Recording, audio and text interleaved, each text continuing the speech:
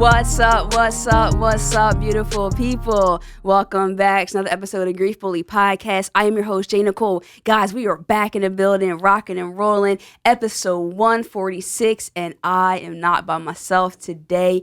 When we talk about the word testimony, overcoming, tragedy to triumph, man, my guest story is amazing.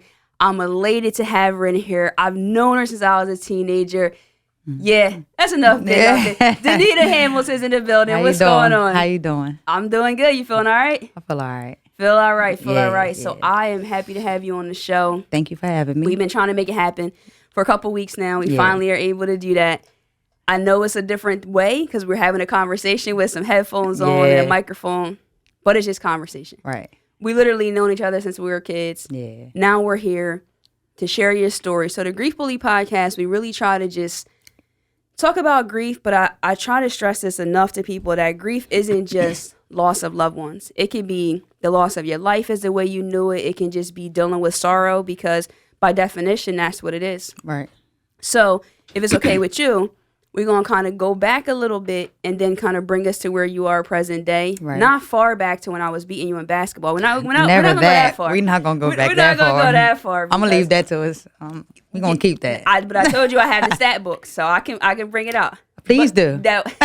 You're right, because that one game you did have more points than me.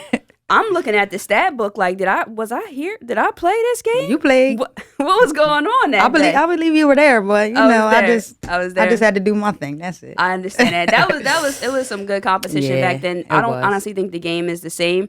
I'll go to these games, they're score like 7 points the whole game. Right. When we're averaging like 20, 21 points a game. We did 7 points in a quarter. Exactly. I mean, if you're like myself, probably like 30 something a game, but yeah, me too, about 35. But that's neither here nor there. I know. But yeah, so if you were watching high school basketball in the South Jersey area back in 2000 to 2004 ish time, then you know number 21, Danita Hamilton, and you know Nicole Jones number 3. Absolutely. So moving forward, a couple years back now, 2017, when I got wind of this tragedy that happened, it was breathtaking. It was very.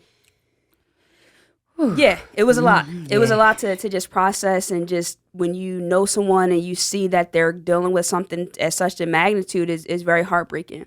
Yeah. And so to your comfortability, I kind of want to go back to that because I think what I know that the PS kind of will be here is life can truly change in a matter of minutes, seconds, really. Yeah. So what happened on that day just from the beginning? It was a regular day, going to work, listening to music, everything. I was grooving. Justin Timberlake.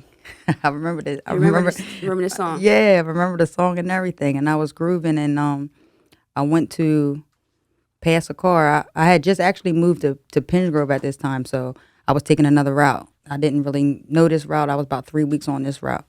So I'm driving, and I passed the car legally. It was dotted lines. And then I went to pass another car, still legally, and then it turned into solid lines. So I had to make a quick decision, like, what is this car doing? What are we doing here? I tried to look over and to see what the car was doing, so I pushed on the gas, to speed up. Then when I looked back at the road, that's when my life changed. I tried to swerve, and we had a head-on collision that pretty much changed my life. And I thought it was a fender bender, but it goes from me thinking it's a fender bender to now a drastic life change. Wow. So, okay. So we just going to go back there. So you thought that it was a fender bender. So you felt the like something, some sort of accident, but then that's the last thing that. I thought that me and the other driver that was, that we were pretty much head on because I was in the other lane, that I swerved quick enough that it might have just hit my driver's side door. So, driver's side, the front end, the lights and everything, because I thought I swerved quick enough. And next thing I know, I was body outside the car and feet inside the car and in the grass pretty much. And, that's kind of really all I remember. Then I remember a few people coming like, oh my God, it's this lady, oh my God, her legs. And I'm like, what are you talking about? Like, I'm trying to get to work. Can y'all please just let me go to work? Like, I just want to get up. But I didn't realize that, I couldn't get up. But I just want to get up. I just want to go to work. I'm going to be late. Like, please, just let me go. And they were like, we need to call the ambulance. And I've had an accident before, actually. So I'm thinking, all right, they're going to call the ambulance and they're gonna know I'm okay, and then I'm just gonna drive to work. But I'm like, my dad has to help me fix my car. Like, this is a lot of different things, going through my head, but still not knowing that my legs were damaged the way they were, So the ambulance came, and they were talking about, they was like, your legs are pretty damaged and everything. Like, we're gonna flip you over so we can put you on the what's that, the gurney or whatever it is. They were like, we're going to put you on that, and, we're going to helicopter you to the hospital. And it's like, wait, what helicopter? That automatically makes me think, like, this is bad. Yeah. Like, I'm about to die. Like, that's what I'm thinking in my head. Like, so they put me in there, and I'm asking them, like, guys, am I about to die? I'm like, am I going to die? They're like, no, you're not going to die. And I'm like, please. I'm like, I have a twin sister. She can't live without me. Like, you cannot let me die. I was like, do whatever you have to do. They was like, your legs are damaged.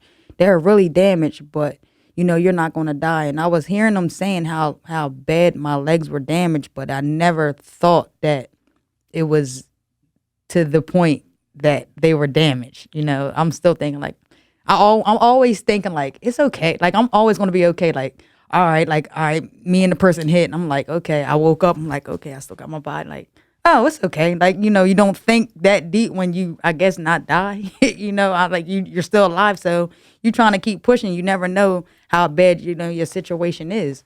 And that's pretty much how it went.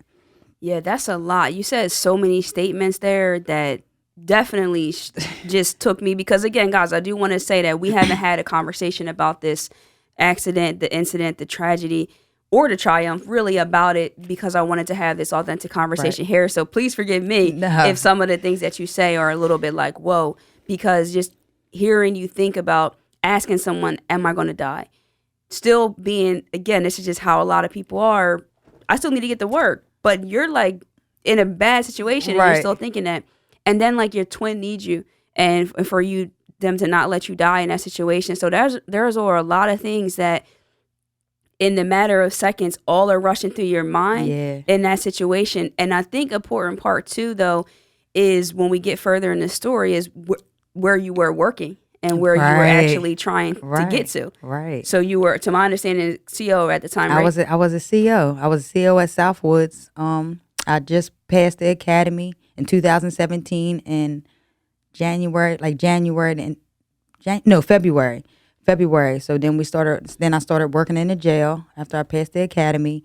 And then that October, I end up getting a car back in like 2015. I got my nice little new car, and then I'm like, my life is just going pretty okay. But, at that time I had different jobs. Like, I'm just trying to make it. So when I got to this academy job, and then, that felt like it was like a relief. Like, I finally got stable. Like, this is it. I got benefits. I got a good career. I got, nice money. Like, this is going to be it. And, I can go from there. So after I passed that, I got to end up getting a house in Pinch Grove. And then October, I got in an accident. So it was like it felt like everything was going good after I got past the academy and working in the jail and, looking at my checks like, wow, look at that checks like, this check is look good. At the So it was like really good. I'm like, all right, like I'm on my way, just starting my life, like, my career, and like, okay, this was just the first step. I never really per se wanted to be a correctional officer, but I figured that was just my foot in the door to progress and get to something else, so, and that's what I wanted to do, like progress and, be something else. But something like maybe in law enforcement, or I was going to do like law enforcement, like, be outside the prison, maybe like parole or something like that. But I just wanted to like put my foot in the door, because I always feel like I always like talking to people or helping somebody, like, like even if people are in these situations, like being on parole, like, just want to pick somebody up, because, I know how it could be. Yeah, no, I definitely understand that. And you shared a lot with us there. So we have the accident happens. You get helicoptered to the hospital. Mm-hmm. And then did you, at any point between getting in the helicopter, did you like, not say like black out, but did you become unconscious where you didn't know anything else until a point where maybe you woke up and was like, what the hell happened? Yeah. After I asked them to keep me alive, because I don't want, my sister, that was the blackout. Like when they told me like I wasn't going to die, it just felt like everything just closed in and it was like a blackout. And then I woke up and it was like, I thought it was Saturday, but they said like I woke up on a Friday. And the first person that I remember when I actually woke up, I looked over to my left and it was my twin sister. She was there and it was just like, and I said something funny to her and she started laughing and it was just like, it just felt good like to look over and see her there, being that at that time me and her had a little like confrontation, something very minor, sister sibling thing, For sure. but then, to look over and see her there, it's just like, what's up? Like, what's up, sis? Like, I'm all right? She's like, you all right, need it. I'm like, yeah, It was one of those like moments. No, that's beautiful because again, it's interesting that the last thing you remember saying was about your sister, and then when you woke up, she was the first person there. So that's the first person that you saw. I'm gonna say there, but first person that you saw. I think that's a beautiful thing. When you woke up and you saw your sister, and you just did everything start coming back to you, or did you like? How do you? Because I've been in a situation before where I didn't really know like stuff that happened until people kind of like told it back to you. Is that how you knew, or you just remembered? Well, I remember a couple people like being there, and I'm still getting stories to this day. Like people like, I came there, right? And I'm like, nah. They like, you don't remember me like coming there and you talking to me? I'm like, I don't remember, but I'm like, they like, you was having good conversation, and like, I'm like, I remember trying to always feel like I was aware, like, because I'm always that type that want to let like I'm how I'm feeling, or make you feel like, important a little bit, like, I'm appreciative. So, but then the times went and I'm like, I don't remember these people there. I'm like, yeah, they wasn't there. And they're like, I was right there with you, Danita. And I'm like, oh, I'm sorry. Like, it felt bad a little bit, but I know how I felt probably at that time. It was all love. And, it wasn't bad. And, it's no bad blood. I just don't remember. And that's the sad part, that I don't remember. I don't like that. Yeah. I mean, to an extent, I guess it could be. So sometimes like people say that denial has a grace to it. And so I'm not saying you were in denial, but sometimes maybe like our minds and hearts couldn't have, maybe you couldn't have been able to tolerate all of the emotions that you would have had to experience if you were totally conscious and aware at those times, because I can only imagine how traumatic it was. And so you're there, you're working through it. I know there was a lot of rehab, a lot of different surgeries and different obstacles you had to go through in order to go through this point. Was there any point on terms of trying to get back as far as just your health concern where you wanted to like give up, or like what kept you going? So I got in an accident on that Thursday. The doctor pretty much did the best he could, because you said the accident was like really bad. My legs were damaged from the femur on down. It just missed my hips by an inch. So everything was broken from my femur to my knees to my tibia, fibula, like everything was both legs. Wow. Everything. My femur popped out on my right leg. I had no femur. Just everything was damaged. So they just tried to put everything back together. He tried to put everything back together the best he could, because he was trying to avoid infection. But being that the bone popped out, he knew it was that possible infection. So that happened on that Thursday. Then that Monday, he was like, we're going to tackle this. So he went on that Monday, did everything that he could do. Then I had therapy on that Tuesday. Then I went back in surgery on that Wednesday, because he didn't like something that he did. Then I went back in surgery again on that Friday, and then that's when I caught the infection, and then that's when I was in the hospital for 2 months. But those 2 months, like I heard that I had an infection, but I didn't know it was MRSA. Like I didn't know how bad it was. It was just like I got an infection. I'm like, I'll be okay. I'm like, I'll be okay. I didn't know. They just said it's infection. They never said MRSA. If they probably would have told me it was MRSA, my brain would have went somewhere else. Right. My faith would have went somewhere else. Like, I'm better when I don't know and just try to, go with things. So that infection happened, and was the setback. And then that's when I was in the hospital for 2 months, and they just did constant cleaning until he could clean the infection out. Like, he never gave up. And he seen that I was the type that, like, was not going to give up. Like, do whatever you need to do. And I told him that, like, when he was there talking to, like, my parents and everything in the room, and I couldn't really understand everything he was saying. That was because I was in and out. Right. And I told him, like, I looked at him, I was like, am I going to be able to walk again? And he's like, yeah, you'll be able to walk again. I'm like, okay, do your job and I'll do mine. Like, it was just, and it sounded cocky, but it was just the confidence that I had. As long as I can make sure I can walk, then I'm going to walk. There's no doubt in my mind I'm not going to walk. That's going to happen. As long as you're going to save my legs, now watch your work, and then you can watch me work on your work. Yeah, so. I love that, man. You are something that you said there too that adds to that is you said if you would have said MRSA, your brain would have went one place and your faith would have went another place. Mm-hmm. How did you keep the faith? Like, I hear how you talking and it's powerful, but I'm just thinking if that's me or maybe somebody that's listening to it, even when we're thinking about any obstacle in our life where we're hearing this bad news, it could sound like a death sentence or the most terrible thing. And it's like, listen, if we can just get X, Y, and Z taken care of, I'm going to keep pushing. Like, that's powerful. So you got to let us know, how is your faith staying that strong? We have a real strong family. I have a real great support system. And my mother and my father and, my family were there the whole time. So it always made me feel just so strong and just so faithful. We prayed every surgery. We prayed every day. Like, I just knew that everything was going to be okay. My dad said his sister's in Georgia, she's an apostle. Like, she's praying for me, and which is my aunt.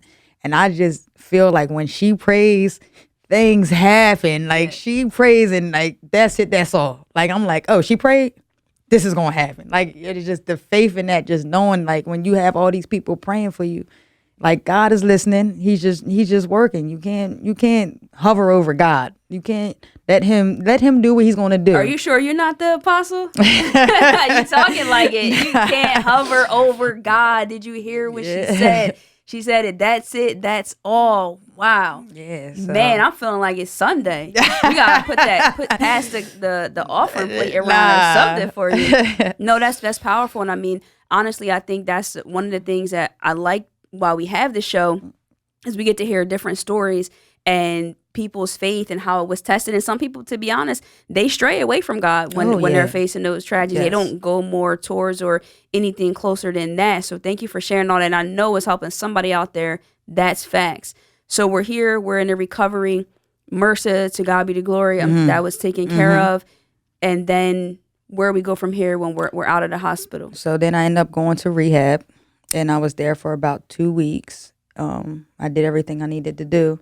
And then I went home. So I was getting therapy, learning how to try to walk. I was in my wheelchair, but they were trying to bend my legs. At this point, my legs were just straight, like straight.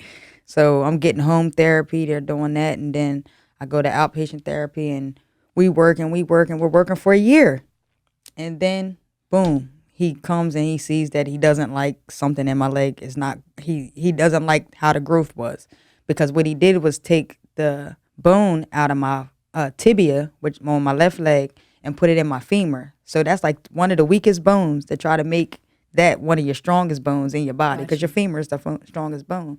So I was moving on it. I was walking on it, but the bone didn't grow like he wanted, but it was growing, but it didn't grow like he wanted. So then he had to go back in my leg, and then that's when I got that distal femur replacement, which was making the whole leg metal, just prosthetic. So I still have my legs, it's just no bone, and I'm metal from here down, just all metal. I did not know that.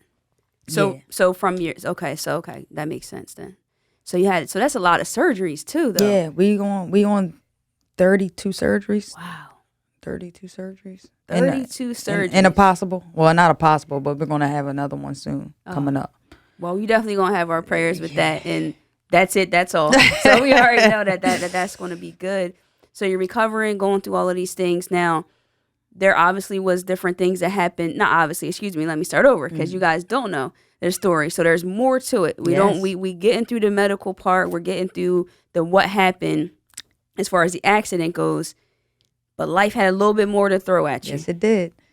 So within that year, about May, I get a call from the state troopers want me to come down and do a statement.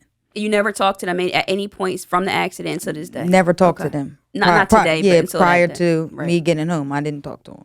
So they called me and they want me to come down and make a statement. And I'm like, okay, I'll come make a statement. So I go down to the barracks, make the statement, and on spot they tell me that pretty much I'm arrested. And I had to take photos of, fingerprints, like just doing things. And I'm like, what? But then I end up getting like released. I don't really know how that part worked, but I end up like getting released because there was like no bail reform in New Jersey or something like that. So I didn't get out like on bail, but I end up getting released. And then that May comes and I was in the paper because I got indicted. And that's when like everything changed. Like that's when they were saying like, you could possibly do 5 years in prison. And I'm like, oh, no. I'm like, this was an accident. Like, there's no way I'm doing 5 years away from my family, away from the people I love. Nah, we not doing that. And then my family's like, nah, you're not going to prison, Danita. Like, that's not going to happen. That's not going to happen. And I'm like, yo, y'all sure? Like, it's making me unsure now, And I'm like, I'm like, yo, I'm telling the story. I have nothing to hide because it was nothing. There was no drugs. There was no alcohol. It was an accident on the way to work. And unfortunately, the guy passed away. And another guy was injured. But as far as I know, to this day, he's okay. But the guy that passed away, he was 77. So he passed away. But however, backstory, I didn't know. 2 weeks after my accident, I did hear someone passed away.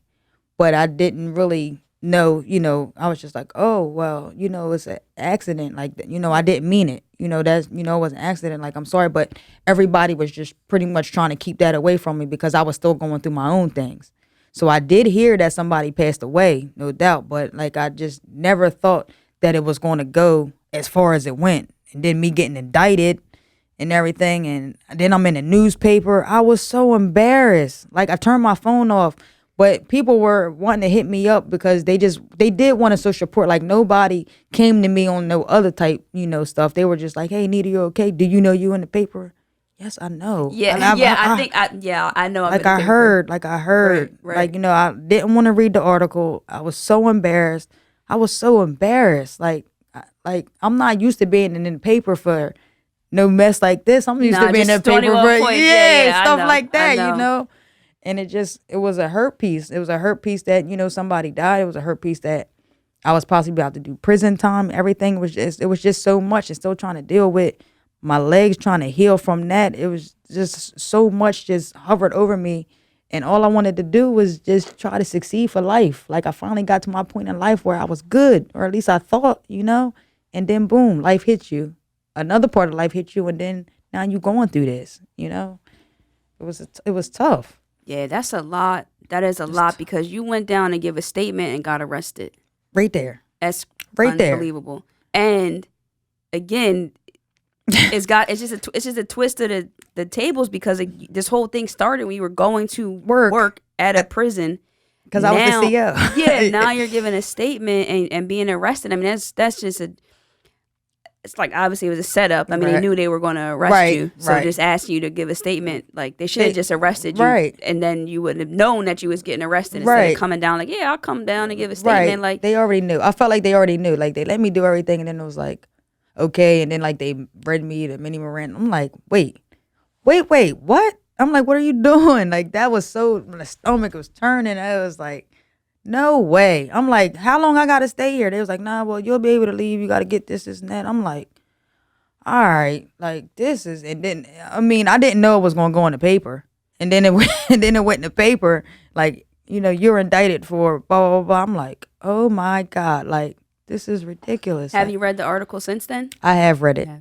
I have read it, and then the crazy thing is, after that, it seemed like the articles kept getting generated like over and over, like. So it was multiple times. Yeah, and that's even more embarrassing. And then my family was trying to keep me from not knowing that, like, I was in the paper today. Like, everybody always tries to look out for my well-being, like, because they know my heart and they know that's not like something, that's not me, and that's how I feel about this family. Like, that's not me. Like, I know you know me because of this situation, but if you were to know me, you would not feel that type of way about me. You mean the family of the gentleman that passed away? Yeah, and my heart goes out to them because I'm not sure how they feel right now, but even at one point I was praying for him. Like, I didn't want no resentment. Like, I didn't want none of that. Like, I'm sorry, but sorry isn't enough when you take someone's loved one's life. Like, I know they like, oh, well, if her legs are messed up, who cares? Like, they took, someone passed away for us because of her, So I understand, because if it was vice versa, I would feel the same way. So so if it was vice versa, you would feel like I would be angry. You would be angry. Would you have wanted their loved one to have to go to prison though, or? Good question. As much as they pushed. I'm not sure. I would just have to feel how I see the situation, like me being in prison and making my statement to them in like a genuine, sincere, statement, and what I was saying to them. Like, sometimes you just can't look at people. You gotta kind of read them and like feel their heart. And if deep in your heart it wasn't what it was, I wouldn't want that for the person that did that. Like, would I be mad? Yeah, but it's like, sometimes it's like, dang, it's an accident. Then you just gotta pray, like, God, whatever this is, help me understand, and that's how it would have to be for me. I feel that. Listen, you guys aren't here in the studio to be able to feel that, but I feel that it was definitely 1,000% genuine answer, because you really thought deeply about it, and that's facts, because everybody can't say that they would be like, yeah, that I don't want them to go to prison. But if you know somebody's heart and you can feel that and you can see the situation, then maybe you would be able to be more open to not having them not having to go to prison. Because I mean, that's a whole different conversation about prison and what it does or doesn't do for people, and why we push for that in certain circumstances. What is it going to ultimately do, really, in terms of that? But there's so much grief in this story, just from your legs, just the trauma you've had to experience, then the situation as far as your name being in the paper. That's grief too, because to an extent, the way I'm understanding it is, that's not associated with you. It's not associated with your name. You're not in these circumstances. So to have to see that, like you said, that's not me. So were you moving through, especially around this time with all the legal stuff, in like an out-of-body experience, like you're watching people prosecute a person that's not Danita Hamilton, or are you looking at it like, wow, how did Danita Hamilton get here?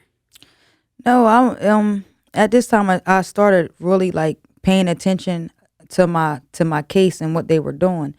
And then I'm seeing that they have me wanting to serve like 5 years in prison. And then I'm seeing articles of other people with the same circumstances or worse, or drunk or drugs and hit a kid and had 30 citations prior to that. And then she gets probation. And then the same thing happened as my case happened. A guy hit someone else and unfortunately killed his dad and killed another lady. And then he gets fines and maybe like 77 days in jail, like just nothing, and then you get my situation, no drugs, no alcohol, prison.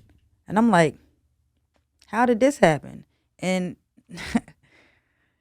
it was crazy, because it almost makes you think, because I never wanted to think like it was a race thing, because I hate using that race card, because people throw it out quick, race. I never wanted to use that race card.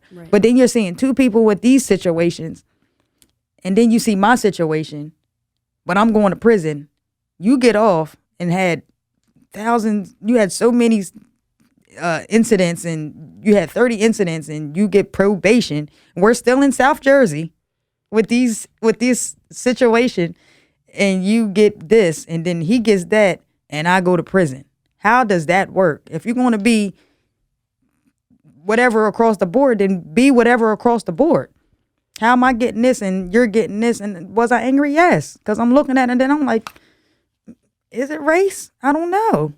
But I don't like to use that because I don't care about black or white or Chinese or Asian. Like, I don't care about that, but then you look at it and then it's like, maybe it is possibly. Yeah, that's true. That's true. I mean, you got to look at it in all angles when it's you, especially, right. And especially like, it's not something that adds up if you're looking at every person's scenario and situation. It just didn't make sense. And while people who don't know, while she keeps saying this, and you can maybe correct me if I'm wrong, difference between jail and prison is 364 days or 365.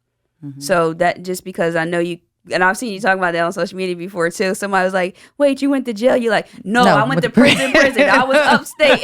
You said it like, because I ain't going down, like, no downplay. I went to prison. They sent me upstate. That's a major difference. Right. I'm like, geez. It's a major difference. So we get there, you find out this, you get in, you have the indictment to something. You must have been found guilty. I don't want to make an assumption. I mean, obviously you went and did time, or did you plead guilty, or what? So I don't know if you can talk about that legally. Oh yeah, it's over. Okay. Everything is done.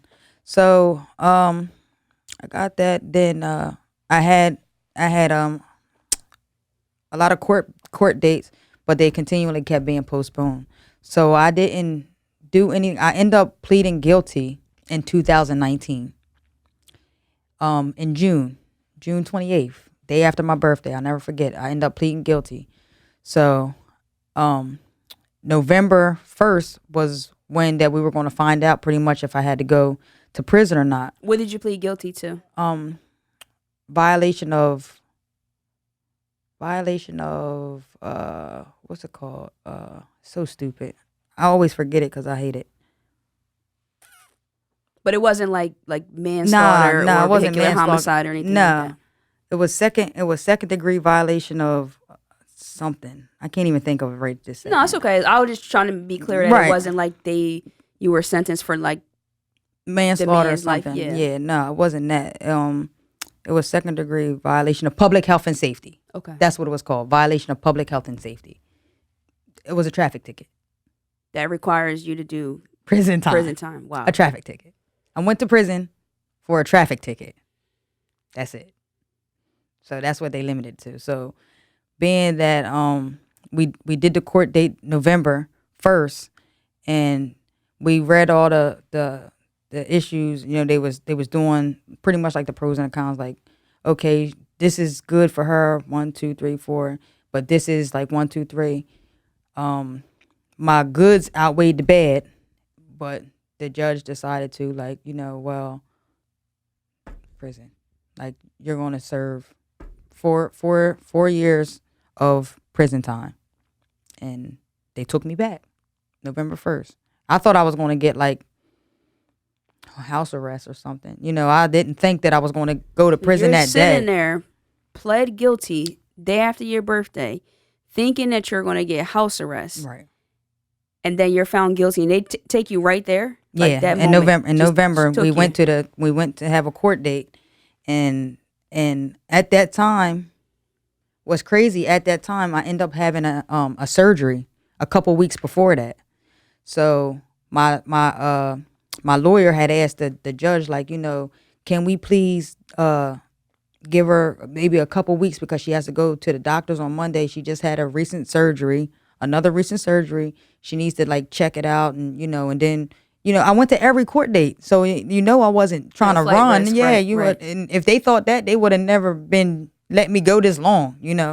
So the judge asked the family that was grieving, that feels some type of way, like, what do you think? As I never understood that part, because we asking you as the judge and you're asking them. And clearly they was like, no, we're tired of waiting. We need her in prison. Like, they wanted that. And so they took me back with the infection in my leg. and then more comes with that. I go in prison. They booked me and everything. Now I'm at Salem County in there, and my leg ended up getting infected while I was there. And then they sent me to the hospital. And then they still trying to keep me there. Then I finally go upstate. And then they look at my leg, and now I'm in the prison system. Now I'm upstate in the prison system with this infection in my leg. They couldn't handle it. They were trying to ask the people that they contract with, the 2 hospitals that they contract with. They were asking them, like, what can we do with her leg and everything. And they're also trying to contact my doctors. And my doctor's telling them, get her here because her leg could possibly be cut off. She has a long metal piece in her leg. She can't afford anything. She needs to get here because if not, her leg's going to get cut off from the hip up. They were saying they could do it, whatever. They realized they couldn't. And I was in the system for 21 days until they decided that, okay, we can't handle it. Then they let me go. And so I end up coming home November. I end up being released November 21st of 2019. And then I end up going straight to Delaware to get my leg clean. And that's when my doctor was telling us a lot of things your leg could have possibly been amputated because Camden actually was trying to amputate my leg. When I was in the hospital there, they told me okay, well, I was there for a week. Let me back up. I was there for a week and I'm sitting there with they know me having an infection and no doctors or anything came. They just kept feeding me with medication and the IV and everything like that. And they all this is the hospital at the Camden County Jail? Yeah, this is the hospital because I was in Salem. And then they shipped me to they took me to Camden Cooper because that was the best to take me to from Salem. But then the prison ended up taking over, and then I ended up going state. So then the state came in because they felt like they could take care of me. So they took me out of Camden. And then that's when I went up North Jersey. And I got there and they realized they couldn't take care of me. And so they shipped me back to Camden because they were supposed to ship me to Delaware. I still was supposed to be in prison.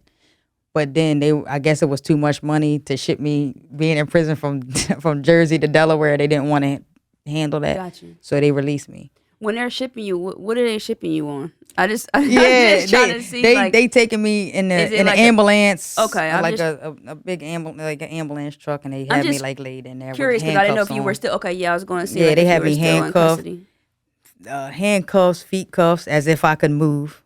It was so uncomfortable, and always embarrassing because when I was in Camden, I would see people that I would know because people would work there, and I would put my head down because I have the cuffs on and everything, or I try to cover it with a blanket, just so they don't see me. And then they'll see me and it's just they kind of wave, but I don't want them to know that I know these people, and it's just hi, and putting my head down. It was just such an embarrassing moment that I'm getting hot thinking about it. No, I hate it.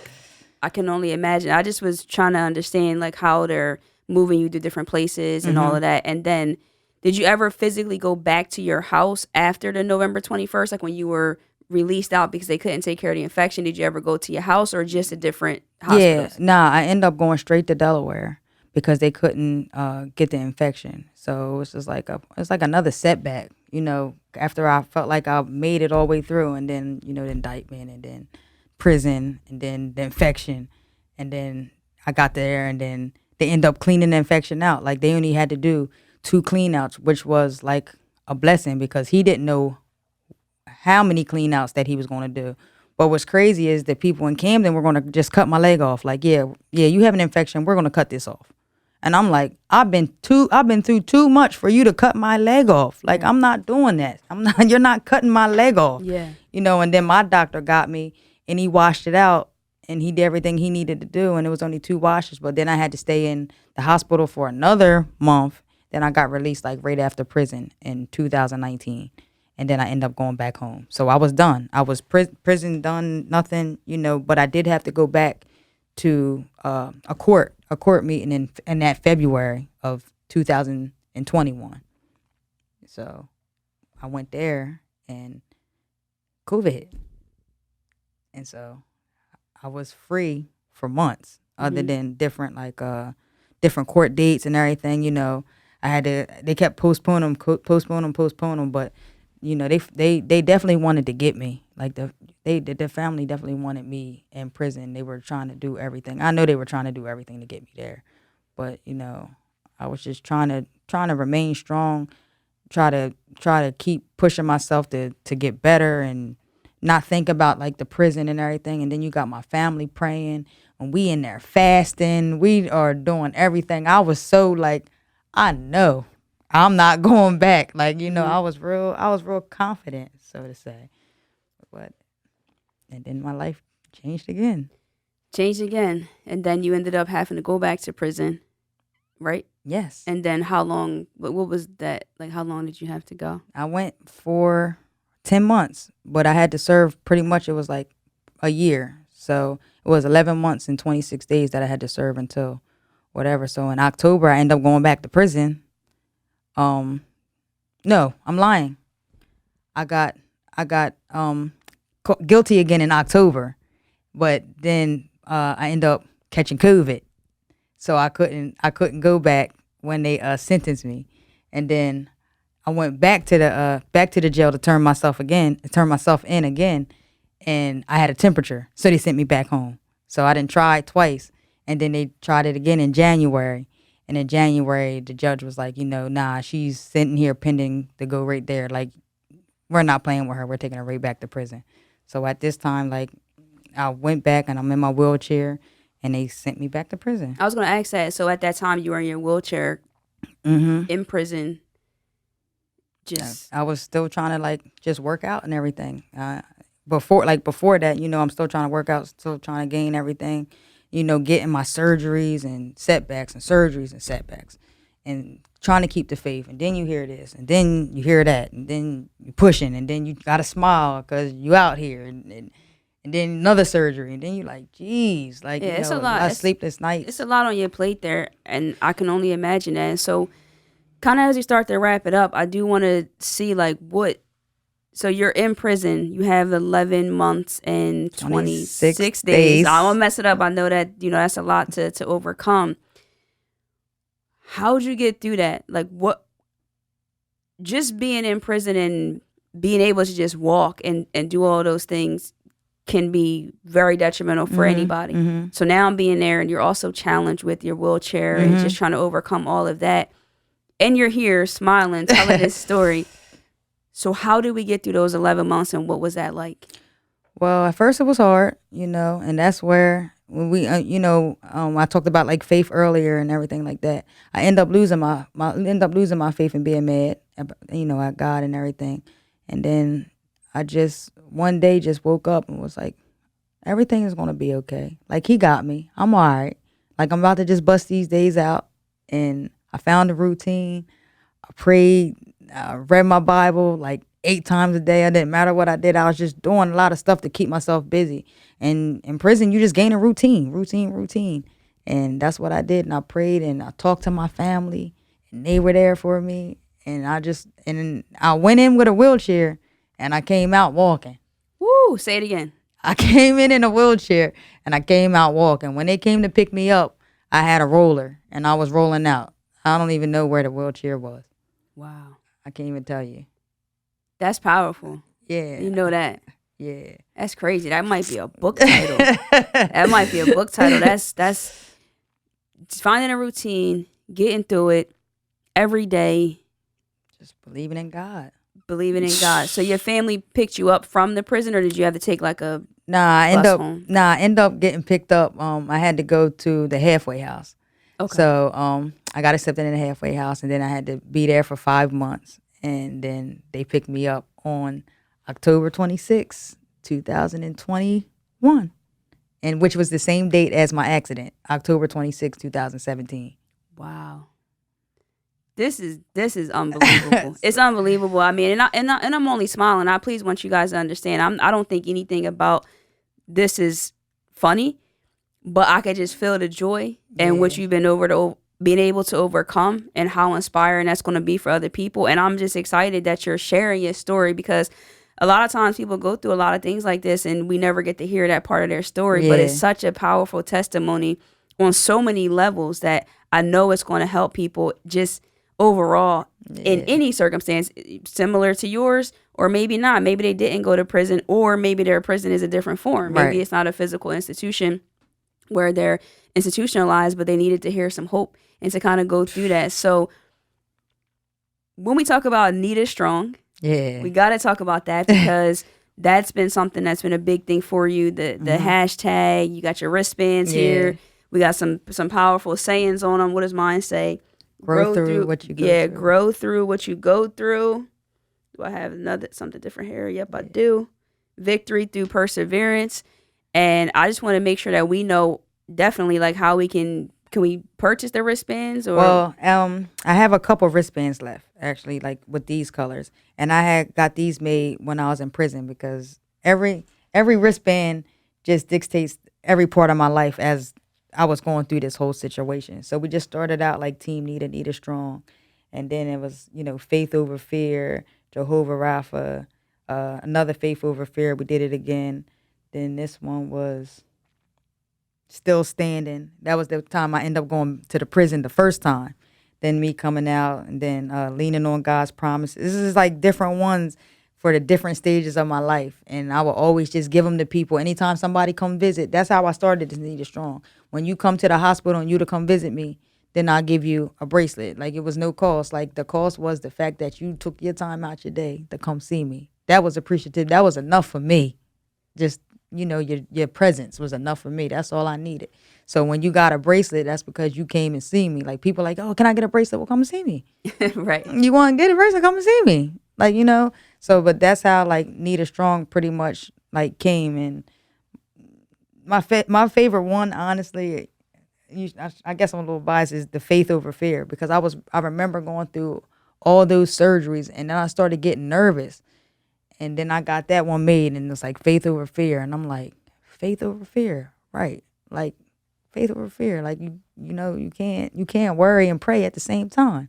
Like, we're going to get through this. And I just always totally believed that. And then that's when, like, Nita Strong came. I'm like, yeah, like, dang, Nita is strong. Maybe I am strong. Nita strong. Nita's hella strong. Let me just say that. Hella strong. And I loved having you on the show. And I definitely want to say, too, I know even though the wristbands aren't, they've got a story. They're not necessarily for sale, but we do have the socks. Let me take them out of the bag. Yeah. Here. They came in different colors and everything, but... So we got the socks right here. So we're going to make sure we link to where you can follow Nita on social media so you can get in touch with her, get the socks. These are mine. You guys can't have them. But yeah, we're going to make sure that you definitely can get these. I'm loving it. It's definitely showing, it's symbolic to the tragedy, the triumph, if you look close to it and you see that. So we appreciate that. I can't let you off the hook though. So every time I have someone come on the show, I like to ask them this one question as we wrap up here. If you had to choose a color for your grief, what would it be and why? It'll be purple, because purple shows royalty, like strength.